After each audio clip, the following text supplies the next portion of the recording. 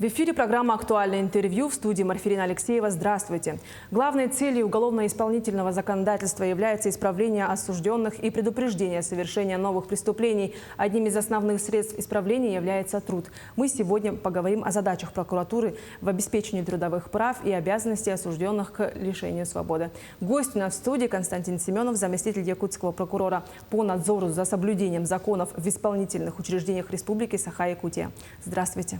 Здравствуйте. Какие виды производств имеются в исправительных учреждениях? Вы совершенно верно подметили, что труд является одним из основных средств исправления осужденных в местах лишения свободы. Именно поэтому законодательно в статье 103 Уголовно-исполнительного кодекса Российской Федерации закреплена обязанность осужденных, отбывающих наказание в местах лишения свободы, трудиться. Значит, трудоустройство осужденных производится с учетом пола, возраста, трудоспособности, состояния здоровья и наличия специальности. Для чего это делается? Во-первых, достижение профилактического эффекта для исправления осужденных. Во-вторых, для успешной социализации и трудовой адаптации осужденных после освобождения из мест лишения свободы. Ну и в-третьих, наконец, это погашение исковых обязательств перед потерпевшими и перед государством по уголовным делам. Помимо оплачиваемого труда, осужденные обязаны также трудиться бесплатно в порядке статьи 106 Уголовно-исполнительного кодекса Российской Федерации. Но здесь имеется ограничение не более 2 часов, и виды работ, на которых заняты осужденные, это благоустройство территории исправительного учреждения. Государство, в свою очередь, стремится стимулировать осужденных к труду путем объявления им поощрений. Вопросы трудоустройства, вопрос трудового стажа является одним из основных критериев, по которым определяется возможность изменения вида исправительного учреждения осужденным на более мягкие виды. Замена вида наказания с лишения свободы на другие более мягкие виды наказания. И, наконец, для условно-досрочного освобождения. Очень часто выполнение осужденными работ требует от них определенных навыков.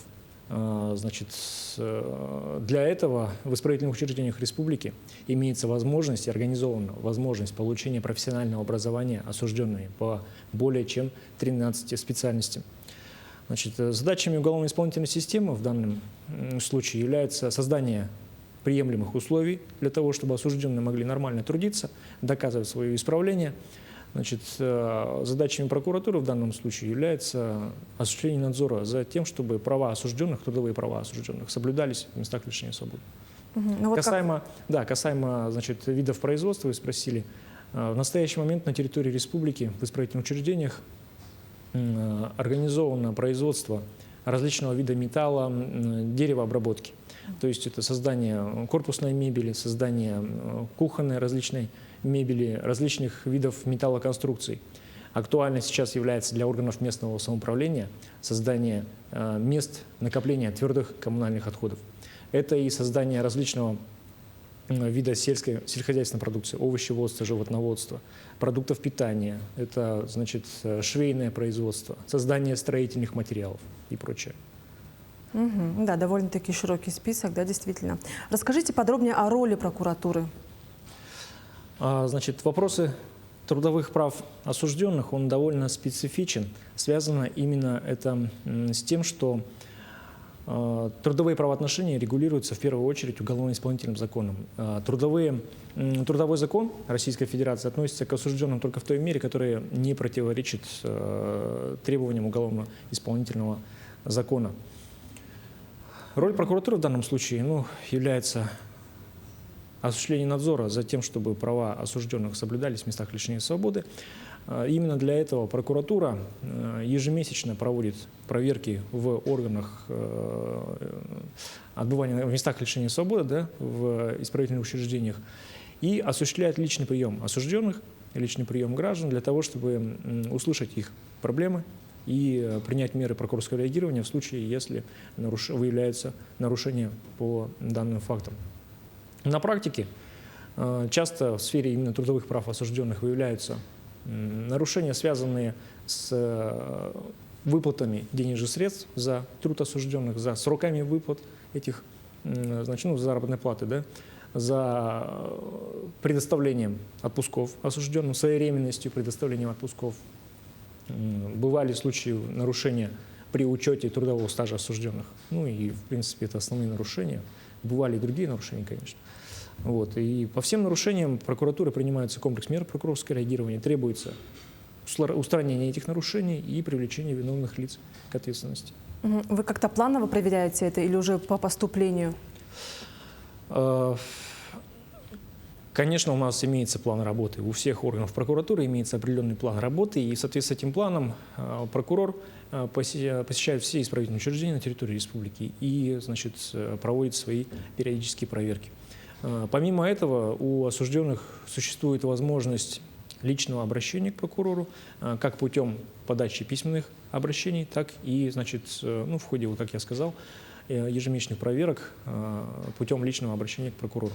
Значит, согласно статье 15 Уголовно-исполнительного кодекса Российской Федерации, обращения осужденных в адрес прокурора, они не подлежат проверке и цензуре со стороны органов исполнения наказаний. Значит, если осужденными подается обращение в закрытом виде, и оно адресовано прокурору, никто, кроме сотрудников органов прокуратуры, не имеет права открывать данный конверт и читать его содержание. По всем таким фактам, естественно, прокурором проводятся проверки, и при наличии оснований принимаются меры реагирования. Помимо этого, факта, имеются ли какие-то еще особенности в трудовых правоотношениях осужденных? Значит, конечно, имеются. Значит, как я сказал, уже в первую очередь это все регулируется уголовно-исполнительным законодательством. Трудовое законодательство России относится к осужденным только по вопросам, значит, продолжительности рабочего времени, соблюдения охраны труда, значит, техники безопасности, санитарных правил и норм, которые распространяются на места, где осуществляют трудовую деятельность осужденные, и на оплату труда. По остальным вопросам, значит, это все регулируется уголовно-исполнительным законом. А как же осужденные и их родные могут обратиться в прокуратуру? Каким методом, способом? Значит, помимо обращения в письменном виде, осужденные могут обращаться, когда прокурор посещает исправительное учреждение. Их родственники имеют право обратиться на личный прием к прокурору. Значит, мы осуществляем прием ежедневно в рабочее время по адресу город Якутск, улица Каландершвили, дом 5. Прокурор, либо я, как его заместитель, мы примем граждан, значит, выслушаем их проблематику и начнем проверку по изложенным ими доводам. Чего удалось достичь в сфере трудовых прав осужденных благодаря вмешательству прокурора? Мы отталкивались от задач, которые ставятся перед законодателем, перед уголовно-исполнительной системой Российской Федерации. Во-первых, это, значит, увеличение количества занятых на работах осужденных для того, чтобы у них была возможность зарабатывать честным трудом денежные средства и гасить долговые обязательства, исковые обязательства перед потерпевшей стороной, перед государством. Данный вопрос занятости осужденных, неоднократно становился предметом обсуждения на межведомственных совещаниях в прокуратуре республики, на координационных совещаниях. Органы местного самоуправления и органы государственной власти всеми прокурорами информируются о наличии производственных мощностей в исправительных учреждениях, о наличии тех или иных видов производств, для того, чтобы органы госвласти и местного самоуправления имели, значит, знали о том, что они могут заказать в этих исправительных учреждениях, так скажем, заключить договоры, о чем заключаются договоры. Соответственно, информировались и органы уголовно-исполнительной системы о том, что требуется органам госвласти, органам местного самоуправления. Как я уже озвучил, особую актуальность в прошлом году, в этом году приобретает изготовление этих площадок под места накопления твердых коммунальных бытовых отходов, что довольно широко развернуто в исправительных учреждениях. Сейчас, секунду. Через это, значит, у нас удалось увеличить количество договоров, заключенных с исправительными учреждениями. За 4 года практически в 12 раз увеличилось количество заключенных подобных договоров с исправительными учреждениями. Допустим, к концу 2019 года было заключено порядка 14 договоров всего на сумму, не превышающую 6 миллионов рублей. В настоящий момент, я имею в виду к концу 2023 года, Данная цифра составила уже 178 договоров. Сумма этих договоров составила порядка 200 миллионов рублей. Увеличилось количество осужденных, которые заняты на работах в исправительных учреждениях. В 2019 году эта цифра составляла не более 33% от всех осужденных. К концу 2023 года мы уже можем говорить, что занято 69% всех осужденных, отбывающих наказание в местах лишения свободы. Значит, соответственно, через это увеличилось количество погашенных долговых обязательств перед потерпевшими, перед государством со стороны осужденных. То есть к концу 2023 года эта сумма ежегодно составила уже 19 миллионов рублей.